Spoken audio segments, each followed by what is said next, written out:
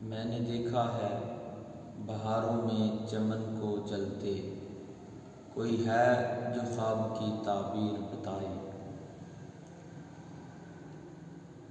آج سے تقریباً 3 ماہ قبل سندھ کے علاقہ میں، اندرون سندھ میں ٹڈی دال نے حملہ کیا، اور ہم نے اس وقت بھی کہا تھا کہ یہ ایک الارم ہے جسے ہم سمجھ نہیں رہے، اور اس کے آگے ہو سکتا ہے کہ بہت ساری مشکلات کا شکار ہوں ہم لوگ، مگر اس وقت بھی ہم نہ سنبھلے۔ اس وقت پورا ملک پاکستان کرونا کی لپیٹ میں ہے، بلکہ پوری دنیا، یہاں تک کہ اٹلی کے وزیر اعظم نے کہہ دیا کہ ہم زمینی جو کوششیں ہیں وہ کر چکے ہیں، اب آسمان سے ہی کوئی مدد آئے گی، اور آسمان کی مدد کے علاوہ ہم کچھ نہیں کر سکتے۔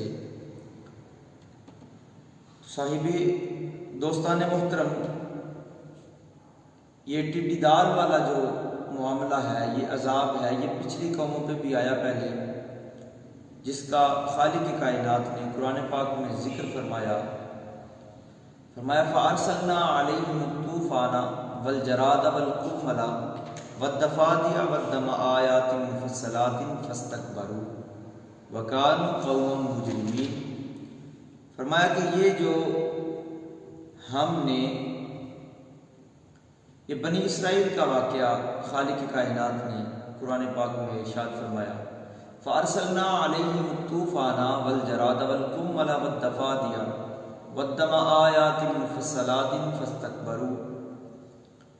فرمایا پہلے ہم نے ان پہ طوفان کا عذاب بھیجا، پھر اس کے بعد ہم نے والجراد والقمل، پھر ٹڈی دال کا عذاب بھیجا، اور اس کے بعد پھر پسو اور جوؤں کا عذاب بھیجا، اور اس کے بعد پھر خالق کائنات نے ان پہ مینڈک کا عذاب بھیجا، پھر خون کا عذاب بھیجا۔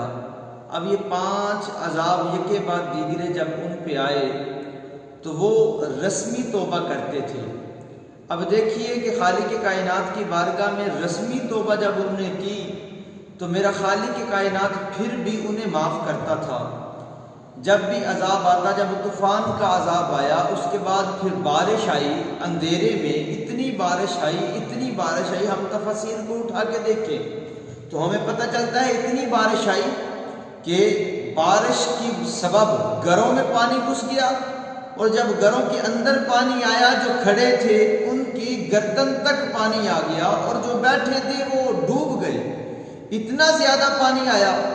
پھر 7 دن تک اس عذاب میں مبتلا رہے، پھر آئے دوڑے حضرت موسیٰ علیہ نبینا علیہ السلام کے پاس، اور آ کر کے رسمی توبہ کی اور وعدہ کیا کہ ہم آپ پہ ایمان لے کے آئیں گے، اگر ہم اس عذاب سے نجات ہمیں مل جائے تو ہم آپ پہ ایمان لے کے آئیں گے۔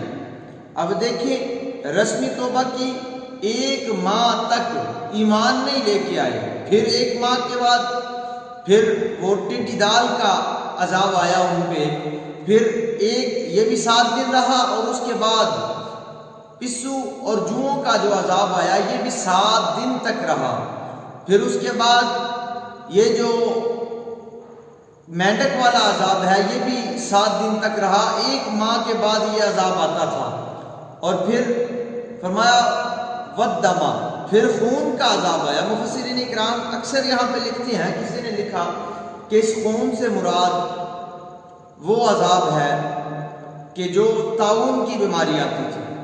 اب اس کے باوجود انہوں نے توبہ رسمی ہی کی۔ اب دیکھیں رب کتنا رحمان ہے کہ رسمی توبہ کرنے والوں کو کس قدر معاف کر رہا ہے۔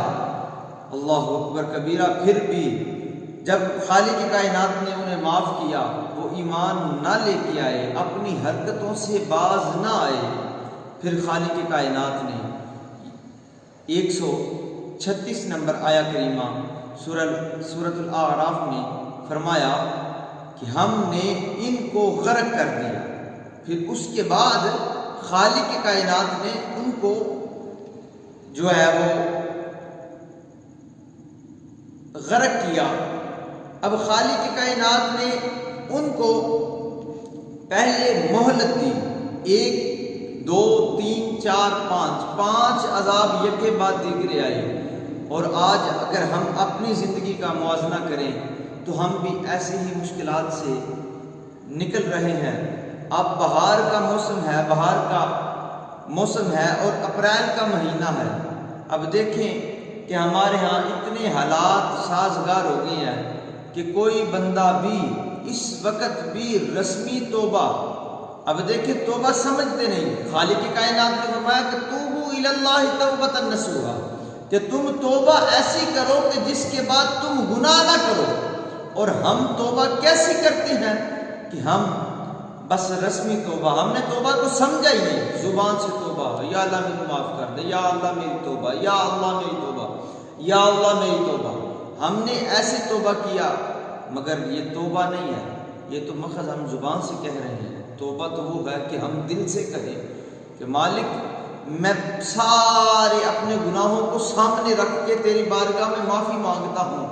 خالق میں تیری دروازے کے بنا، تیری چوکھٹ کے بنا کس کے پاس جاؤں، مجھے تو کوئی معاف کرنے والا نہیں۔ جب ایسا معاملہ ہو تو میرا خالق کائنات کا اعلان ہے، فرمایا یا ایھا الانسان ما غرک بربک الکریم، کیا انسان تو کہاں پٹکتا پھر رہا ہے، آجا تیرا رب اب بھی کریم ہے۔ آئیے ہم خالق کائنات کی بارگاہ میں توبہ کریں، اور توبہ کرنے سے ہی ہمیں نجات ملے گی۔